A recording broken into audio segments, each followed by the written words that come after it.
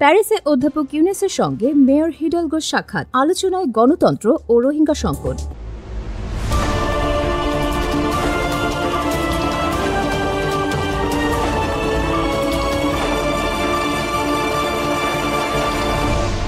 Channel CB. স্বাগতম CB নিউজে।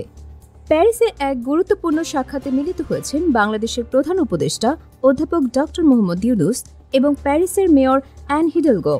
তাদের এই বৈঠকে উঠে এসেছে বাংলাদেশের আসন্ন নির্বাচন, গণতন্ত্রের ভবিষ্যৎ এবং বিশ্বব্যাপী শরণার্থী সমস্যার মতো গুরুত্বপূর্ণ বিষয়। প্রধান উপদেষ্টা অধ্যাপক ডক্টর মোহাম্মদ ইউনুস মঙ্গলবার প্যারিসে তার হোটেলে প্যারিসের মেয়র অ্যান হিডালগোর সঙ্গে সাক্ষাৎ করেন। এই সাক্ষাৎকালে অধ্যাপক ইউনুস বলেন, আগামী ফেব্রুয়ারি নির্বাচন বাংলাদেশের গণতন্ত্রের এক নতুন যুগের সূচনা করবে। আসন্ন ফেব্রুয়ারি নির্বাচনটি একটি মৌলিক নির্বাচন হবে, যা দেশের গণতন্ত্রের জন্য একটি নতুন যুগের সূচনা করবে।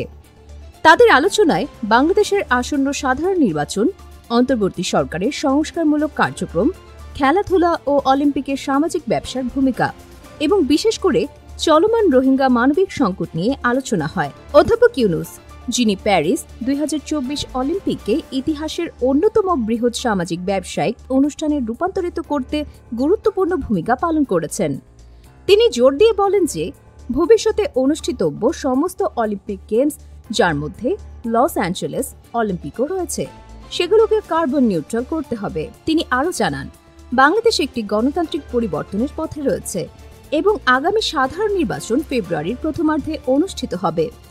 মেয়র হিডালগো এই গুরুত্বপূর্ণ সময়ে অধ্যাপক ইউনুসের নেতৃত্বের প্রতি তার পূর্ণ আস্থা প্রকাশ করেন। উভয় নেতা দক্ষিণ পূর্ব বাংলাদেশের শিবিরগুলোতে বসবাসরত 10 লক্ষেরও বেশি রোহিঙ্গা শরণার্থীর জন্য মানবিক সহায়তা বাড়ানোর জরুরি প্রয়োজনীয়তা তুলে ধরেন। হিডালগো বিশ্বজুড়ে শরণার্থী শিবিরগুলোতে জীবনযাত্রার মান উন্নয়নের আহ্বান জানান এবং আশা প্রকাশ করেন যে রোহিঙ্গারা একদিন নিরাপদে ও সম্মানের সাথে তাদের মাতৃভূমি মিয়ানমারে ফিরে যেতে পারবে।